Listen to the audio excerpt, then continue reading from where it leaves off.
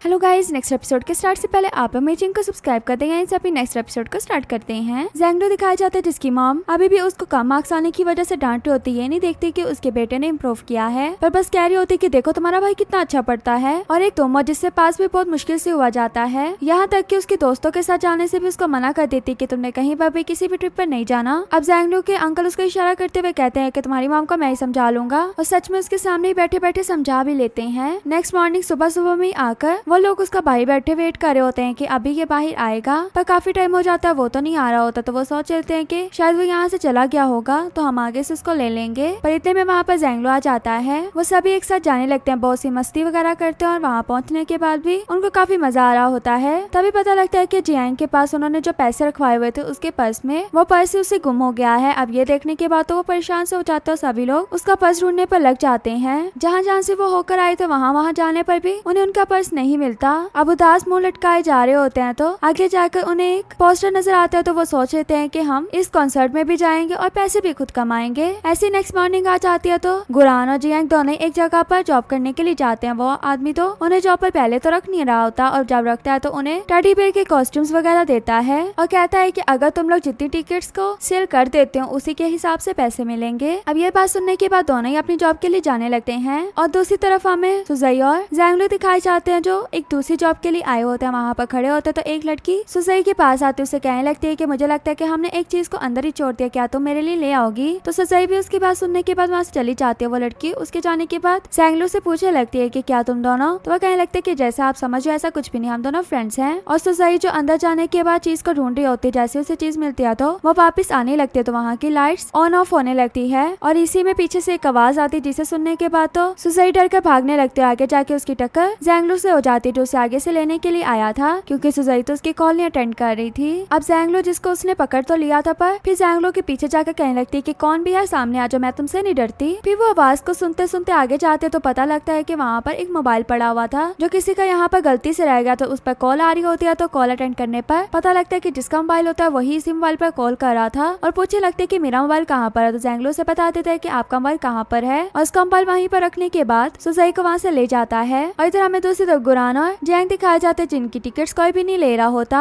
अब उनको समझ नहीं आता कि हम इसको कैसे सेल करें। तो इसी में गुरान को एक आइडिया आता है, वो भी एक न्यू सा पोस्ट बनाकर उस टिकट को लोगों के सामने करता। सच में लोग लेने भी लगते हैं। ये देखकर जियांग को पहले तो अच्छा नहीं लगता, फिर उसी वाला वे अपनाने लगती है। दोनों जब इतनी ज्यादा टिकट सेल कर लेते हैं तो अपने पैसे लेने के लिए आते हैं, पर वो आदमी उन्हें पूरे पैसे नहीं देता। तो वो कहता है कि आपने कहा था कि जितनी सेल करोगे उतने पैसे मिलेंगे, तो हमने तो इससे ज्यादा सेल की। तो वो कहता है कि मुझे रिपोर्ट मिली है कि तुम लोगों ने दूसरों का रास्ता रोककर ये सब सेल किया था। अब जब वो पैसे दे देता है तो बाकी सब ने भी जो पैसे आज की जॉब करके बनाए होते हैं वो सभी सोच लेते हैं कि हम ये कॉन्सर्ट देखने के लिए जाएंगे। तो वो सभी पैसे पकड़ के उसी आदमी के पास चले जाते हैं जिसके यहाँ पर जियांग ने काम किया था, और उसे कहते हैं कि हमें भी यहाँ की टिकट चाहिए, पर हमारे पास टिकट के पैसे कम है, क्यों ना आप हमें कम कर दे। आपको पता है ना हमारे पास पैसे नहीं, ऊपर से हमने यहीं पर तो जॉब की है। तो इतना मनाने और मासूम फेस दिखाने के बाद वो फाइनली मान जाता है उन्हें टिकट्स देने के लिए। और टिकट्स लेकर जब वो घर पर वापस आ जाते हैं तो जियांग दिखाया जाता है जिसकी मॉम की फिर से उसे कॉल आई होती है। तो वो अपनी मॉम की कॉल सुनने के बाद थोड़ा सैड होता है। इतने में वहाँ पर सुजई आ जाती है, जो उसके लिए भी आइसक्रीम लाती है और खुद के लिए भी। तभी बातों बातों में जैंगलो से बताता है कि मेरा एक और भाई भी है। तो सुजई कहती है कि क्या वो हैंडसम है, जिस पर जैंगलो कहता है कि हाँ। तो सुजई कहने लगती है कि वो जितना भी हैंडसम हो मेरे लिए तो तुम ही हो। वो कहता है कि हाँ, उसका बिहेवियर भी मुझसे ज्यादा अच्छा है। तो वह कहती है कि वो जैसा भी हो मेरे लिए वो जरा इम्पोर्टेंट नहीं है। अब उसकी बातें सुनने के बाद तो जैंगलो में थोड़ा कॉन्फिडेंस आ जाता है। इधर जियांग दिखाई जाती है, जो गुरान के साथ बैठकर कह रही होती। तभी गुरान को शियान का मैसेज आता है, तो जल्दी से जब शियान का मैसेज बताता है तो जियांग भी उसके पास बैठकर उसके मैसेज को देखने लगती। तभी शियान उसको बता देता है कि मेरी गर्लफ्रेंड बन चुकी है। अब ये मैसेज जब जियांग देख लेती है तो वो ये मैसेज देखने के बाद काफी सैड हो जाती है, पर गुरान उससे मैसेज तो छुपा लेता है, पर उसने तो उससे पहले ही पढ़ लिया था। तो वो जब उस रूम से जा रही होती है वहाँ पर सुजई आ जाती है, उसे काफी बुलाने लगती है, पर जियांग थोड़े सदमे में होती है तो उसकी एक आवाज नहीं सुनती। फिर दोनों जब एक जगह पे खड़े होकर उसकी बातें कर रहे होते हैं, जियांग कहते हैं कि उसने मुझे छोटी सिस्टर ही समझा था और मैंने भी उसको अपना बड़ा भाई समझ लिया है। इतने में फैंग आकर पीछे से उन दोनों को बातें करते सुन लेता है, बल्कि वो तो जियांग को रोते हुए देखता है जैसे वो शियान के लिए रो रही थी। और ये बात आकर वो गुरान को भी बताता है। गुरान को तो ये सुनकर बिल्कुल अच्छा नहीं लगता कि जियांग उसकी वजह से रो रही है। और इसी के बाद नेक्स्ट डे कॉन्सर्ट का टाइम आ जाता है, जहाँ पर ये सभी दोस्त इकट्ठे होकर आ जाते हैं। कॉन्सर्ट को देखते देखते इतना सब खुश हो रहे होते हैं। इसी में सुजई और जैंगलो दोनों एक दूसरे के काफी क्लोज आ जाते हैं। दोनों एक दूसरे को देखने लगते हैं, फिर दोबारा से अपने कॉन्सर्ट को एंजॉय करने करने लगते हैं। और इसी के बाद सिंगर कह रहा होता है कि मैं एक इंसान का नंबर बोलूंगा जो यहाँ पर आकर सॉन्ग सिंग करेगा, और वो लकी नंबर कोई और नहीं बल्कि जैंगलू का नंबर होता है।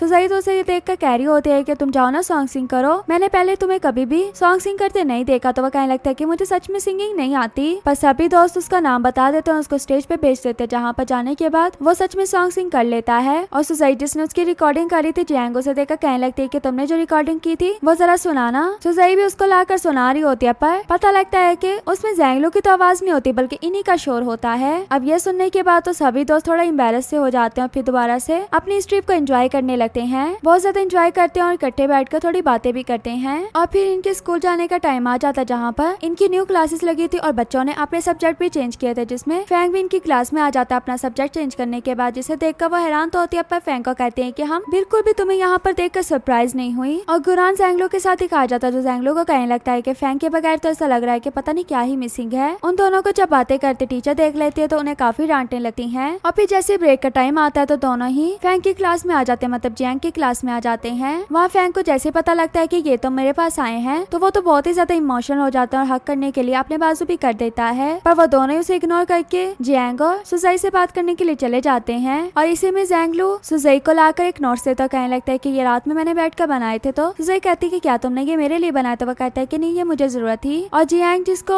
जैंगलू कह रहा होता है कि मैंने तुम्हें कल एक जगह पर लेकर जाना, बल्कि सभी ने जाना है। जैंग तो उसे साफ मना कर देती कि मैंने नहीं तुम्हारे साथ कहीं पर जाना, पर जैसे ही वो बोलता है कि वहाँ पर तो शियान ने हमारे लिए प्रेजेंट्स वगैरह भेजे हैं। ये सुनते साथ ही जैंग कहने लगती कि मैं भी तुम्हारे साथ जाऊंगी। और सभी अपने अपने गिफ्ट लेने के लिए पहुंच जाते हैं वहाँ पर। एक एक करके गुरान सभी को गिफ्ट देता है और गिफ्ट जो आए थे वो तो खत्म हो चुके थे, पर जियांग को उसका गिफ्ट नहीं मिला था। ये देखने के बाद तो जियांग काफी सैड हो जाती है, पर सभी उसे कहने लगते हैं कि तुम्हारा गिफ्ट ज्यादा इंपॉर्टेंट होगा, इसलिए वो सेपरेट पार्सल में आ रहा है। अब ये कहकर गुरान बात तो टाल देता है, पर घर आने के बाद शियान को मैसेज करता है कि क्या तुमने जियांग के लिए गिफ्ट नहीं भेजा? जिस पर वो कहता है कि जब मैं गिफ्ट लेने के लिए गया था तो मुझे समझ नहीं आ रहा था कि मैं जियांग के लिए क्या लूं, इसलिए मैंने उसके लिए कुछ भी नहीं लिया, तो मुझे बता दो मैं उसके लिए क्या लूं। अब ये देखने के बाद तो गुरान थोड़ा सोचने लगता है क्या मुझे क्या करना चाहिए। तो वो भी नेक्स्ट डे उसके लिए गिफ्ट लेने के लिए पहुंच जाता है, जहाँ पर जाने के बाद उसे एक वॉच पसंद आती है जिसे वो अच्छे से रैप भी करवा लेता है। और इसके बाद जियांग के आने का वेट करने लगता है, पर उसके आने से पहले वो प्रैक्टिस कर रहा होता है कि मैंने उसे कैसे कहना है कि ये गिफ्ट मैंने तुम्हारे लिए लिया है क्योंकि मुझे शियान ने कहा है। अभी प्रैक्टिस कर ही रहा होता है, इतने में वहाँ पर जियांग आ जाती है। जियांग जैसे ही आती है तो गुरान उसको बोलने वाला, इतने में वहाँ पर फैंग आकर कहता है कि क्या ये शियान ने गिफ्ट भेजा है। ये सुनने के बाद तो जल्दी से जियांग उस गिफ्ट को ओपन करके देखती है और वो पसंद भी आ जाता है उसे। घर जाने के बाद पहनकर पिक भी बनाते और कहते हैं कि शियान को मेरी तरफ से थैंक्स कह देना। और फिर नेक्स्ट डे गुरान जब सोया होता है तो उसके घर पर दोनों ही पहुंच जाते हैं स्टडी करने के लिए, क्योंकि गुरान ने कहा था कि मैं लाइब्रेरी आऊंगा, वो वहाँ पर नहीं आया था। अब जैसे जियांग पहुंचते हैं तो उसे लगता है कि कोई ना कोई चीज तो मिसिंग है, तो उसे स्नैक्स याद आते हैं। वो गुरान से पूछ के उसके रूम में लेने के लिए पहुंच जाती है। वहाँ पर जैसे स्नैक्स पकड़ के आने लगती है तो एक नीचे गिरने की वजह से वहाँ पे पड़ा पीसी ऑन हो जाता है, जिस पर शियान की चैट ही खुली होती है। ये देखकर वो जल्दी से चैट पढ़ने लगती है, उसे सब पता लग जाता है कि गिफ्ट उसे किसने दिया। वो जैसे ही वापस आती है तो थोड़ी सैड होती है और वो एक गेम भी खेलते हैं जिसमें कोई हार जाता है तो उसे एक सच बताना होगा। तो जियांग भी उससे पहला क्वेश्चन यही पूछ लेती है कि क्या तुम मुझसे कुछ छुपा रहे हो, जिस पर गुरान को समझ नहीं आ रहा होता कि मैं क्या बोलूं। पहले तो वो उसे बताने लगता है कि मैं तुम्हें लाइक करता हूँ, पर फिर बात को बदल के कहता है कि जो वाटरमेलन था वो मैंने तुम्हारा खा लिया था। अब इस बात पर जियांग को गुरान पर गुस्सा आता है और घर आने के बाद भी उस वॉच को देखते कि इतना खुश हो रही होती है कि जैसे गुरान का गिफ्ट भी उसे काफी अच्छा लगा है, चाहे वो शियान नहीं देना था। तो यहीं पर हमारा ये पार्ट भी एंड हो जाता है। वीडियो अच्छी लगी तो वीडियो को लाइक करना।